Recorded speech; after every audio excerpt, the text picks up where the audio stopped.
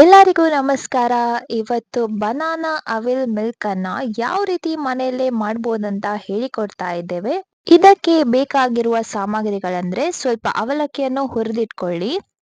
ಅದಾದ್ಮೇಲೆ ನಿಮ್ಗೆ ಬೇಕಾದಷ್ಟು ಬಾಳೆಹಣ್ಣು, ಐಸ್ ಕ್ಯೂಬ್ಸ್ ಮತ್ತು ಹಾಲು. ಈ ಮಿಲ್ಕ್ ಶೇಕ್ ಅನ್ನು ಮಾಡಲು ಸ್ವಲ್ಪ ದೊಡ್ಡ ಬಾಯಿ ಇರುವಂತ ಪಾತ್ರೆ ತಕೊಳ್ಳಿ. ಇದಕ್ಕೆ ಯಾವುದೇ ತರದ ಮಿಕ್ಸಿ ನಾವು ಉಪಯೋಗ ಮಾಡ್ತಿಲ್ಲ.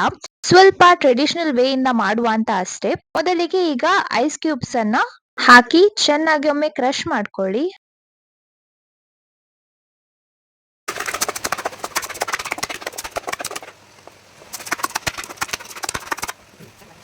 ಐಸ್ ಎಲ್ಲ ಕ್ರಶ್ ಆದ್ಮೇಲೆ ಈಗ ಸಿಪ್ಪೆ ಸುಲಿದು ಬಾಳೆಹಣ್ಣನ್ನು ಹಾಕುವ ಟೈಮ್. ಎಲ್ಲವನ್ನು ಒಟ್ಟಿಗೆ ಹಾಕಿದ್ರೆ ಚೆನ್ನಾಗಿ ಅದು ಕ್ರಶ್ ಆಗಲ್ಲ. ಅದಕ್ಕೋಸ್ಕರ ಸ್ವಲ್ಪ ಪಾರ್ಶಲಿ ಹಾಕ್ತಾ ಇರಿ. ಒಮ್ಮೆ 3-4 ಹಾಕಿ ಆಮೇಲೆ ಕ್ರಶ್ ಮಾಡ್ಕೊಳ್ಳಿ. ಇನ್ನೊಮ್ಮೆ 3-4 ಹಾಕಿ ಕ್ರಶ್ ಮಾಡ್ಕೊಳ್ಳಿ. ಹೀಗೇನೆ ಎಲ್ಲ ನಿಮ್ಗೆ ಎಷ್ಟು ಬೇಕು ನೋಡಿ ಬಾಳೆಹಣ್ಣು ಅಷ್ಟನ್ನು ಹಾಕಿ ಕ್ರಶ್ ಮಾಡ್ತಾ ಇರಿ.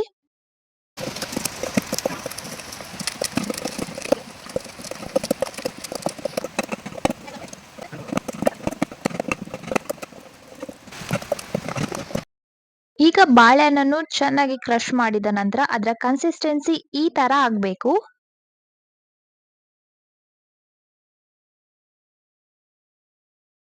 ಈಗ ಇದಕ್ಕೆ ಹಾಲು ಮಿಕ್ಸ್ ಮಾಡ್ಕೊಳ್ಳಿ. ನಾವಿಲ್ಲಿ ಕೋಲ್ಡ್ ಹಾಲನ್ನೇ ಯೂಸ್ ಮಾಡಿದ್ದೇವೆ. ನಿಮ್ಗೆ ಬೇಕಾದ್ರೆ ಕಾಯಿಸಿ ತಣ್ಣಗಾದ ಹಾಲನ್ನು ಕೂಡ ಉಪಯೋಗಿಸ್ಬೋದು.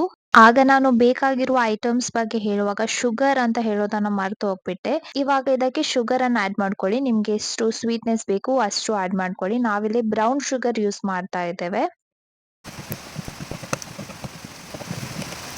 ನೀವ್ ಅನ್ಕೊಂಡಿರ್ತೀರಾ ಅವಾಗ್ಲೇ ಹುರಿದಿಟ್ಕೊಂಡಂತ ಅವಲಕ್ಕಿ ಬೇಕು ಅಂತ ಹೇಳಿದೆ ಅಂತ.